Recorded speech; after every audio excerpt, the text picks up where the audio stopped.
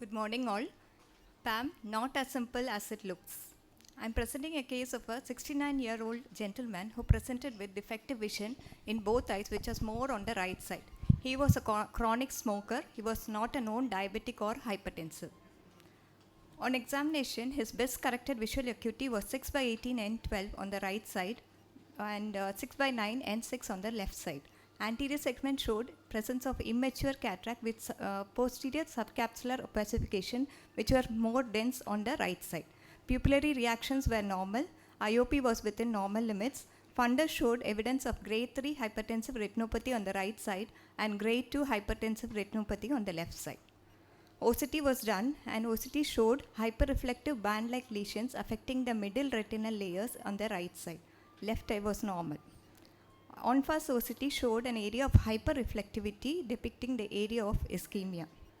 OCT angiography was done, which showed enlarged FAZ and areas of capillary dropout surrounding the foveal region. Systemic evaluation was done. Blood investigation showed raised blood sugars and total cholesterol. BP was 190, 100 millimeters of mercury. ECG showed features of left bundle band block with STT changes. Carotid Doppler showed significant stenosis of right carotid artery. Urgent cardiology consultation was done and the patient was immediately admitted to cardiac intensive care. 1 month later, he again presented with further diminution of vision in the right eye since 1 week, and vision was reduced to hand movements. Pupil showed presence of RIPD in the right side.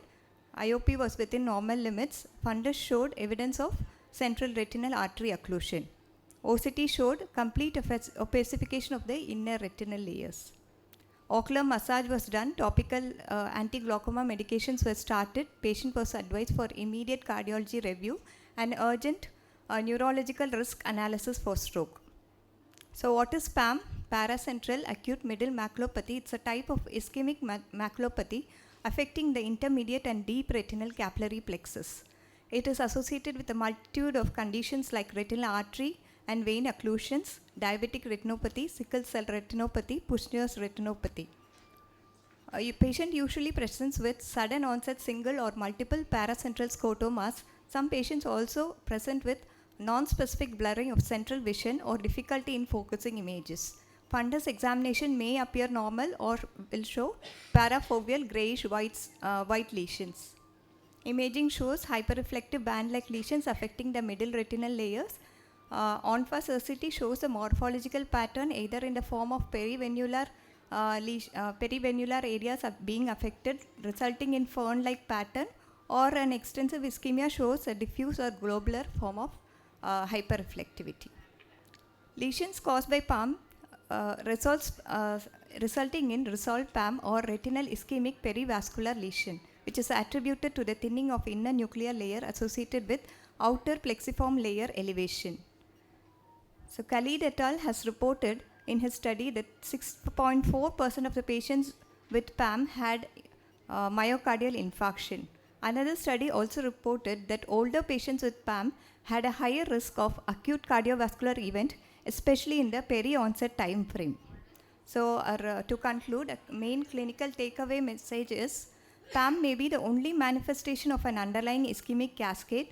Comprehensive cardiovascular evaluation is mandatory. In this patient, detection of PAMM on OCT was a life-saving exercise. Although immediate cardiac care was initiated, progression to CRAO could not be prevented. By integrating ophthalmology with systemic health, PAMM may facilitate earlier diagnosis and tailored management strategies for various systemic conditions that extend beyond the eye.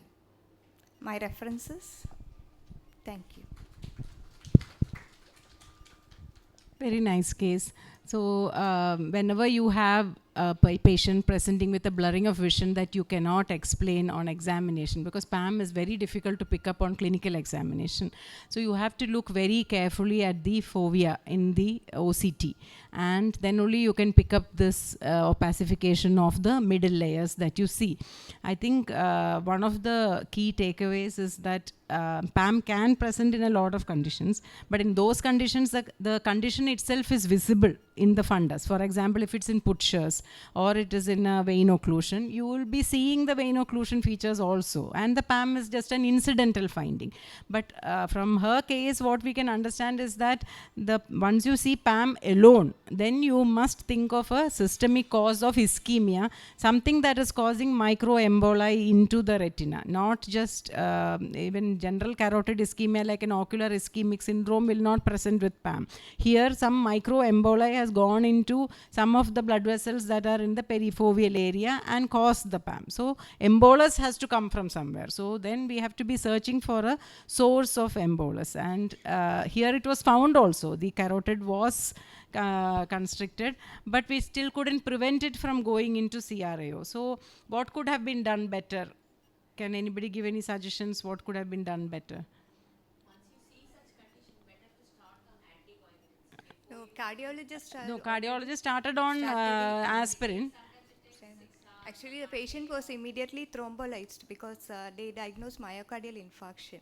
Also, okay. Yeah, so from our side, we can recommend that this patient is can get a ischemic eye event and should be on either anticoagulation or at least on antiplatelets. But the second thing that I usually do is to educate the patient about CRAO, because you should understand that CRAO is not a common disease in the population. Nobody knows it like glaucoma or cataract, and nobody knows about the window period that we have in CRAO. So if you see a patient at risk, it need not be this PAM. It can be anything like a visible embolus in the fundus or a history of TIA, and patient is saying there is amaurosis fugax, transient decrease in vision is there. Any patient whom you think is at risk of CRAO, you have to educate the patient that when he develops a vision loss that is lasting for more than 10 minutes, he should get himself to a eye casualty that is near to him. So most of the people, if you just say casualty, half the casualties don't have any ophthalmic intervention there. So they should identify a hospital which has a 24-hour ophthalmology casualty and be able to reach there in time. That I find is the best thing you can do for the patient, because like this patient, even if the patient, like all your valvular heart disease patients, are on anticoagulation, but they can still develop a CRAO because it just takes one tiny embolus. So you have to educate this to your patient who is at risk, and when he comes with a CRAO, the most important thing that we can do, which is I have seen so many patients who have been saved by it, is a paracentesis. A simple paracentesis, take the patient up in your OT and do a paracentesis. You will be able to save in 24 hours. Even though we say window period 90 minutes and everything, if your patient presents within 24 hours, please give him the benefit of the doubt and do a paracentesis. Recently also we had a staff from, I don't know if Sabida madam is here, Sabida madam's patient from Pathanamthitta, one of their staff developed CRAO, and they gave massage, Diamox, everything, but nothing was happening. So she just called me saying, what should I do? And she took up for a paracentesis. Vision improved from counting fingers to, I think she's reading 612.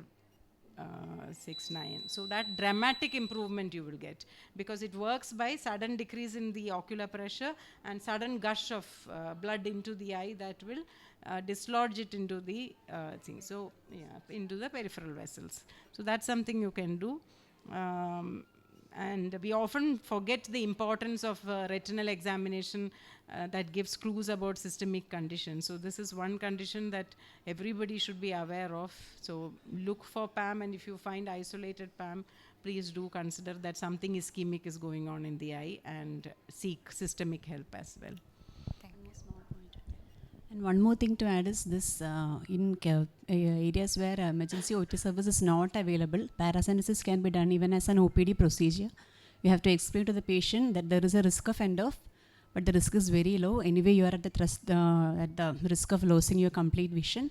So even in your OPD, you can make him recline, and you can insert a povidone iodine drop, and with our 26 gauge needle, make sure that you do not touch the lens, go slanting slightly into the anterior chamber. That itself will be enough. First, yeah. Even if loop is not available, even with, in case that is the best, but even if it is not there, I have done even with my naked eye. Make sure that you do not go right into the center of the pupil, go slightly slanting, and that itself will work. You don't need to go too much inside. As long, just a little bit, you can see the fluid coming into the hub of the needle. That is good enough. You don't even need it draining into the syringe as such. Just the hub of the needle, 2 drops will come inside. That itself will reduce the IOP without any risk of an AC collapse or anything. So, okay, Juliana, thank you so much.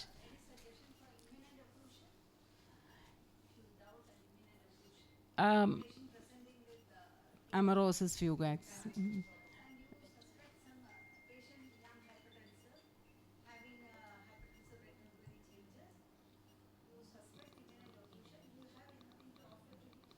No, if the if the vision is not dropped, surgically we cannot intervene. The immediate thing to be done is to refer to the physician and ask them to, and advise them about this, that if many of them think it will clear after some time. So, because they might have had amaurosis fugax before. So they will think that, okay, in a few seconds to minutes it will go away, and they will wait. And then by the time they mobilize and move to the nearest casualty, it takes time. So you can advise properly. That's all we can do. We can't really prevent it except give systemic anticoagulation and antiplatelets.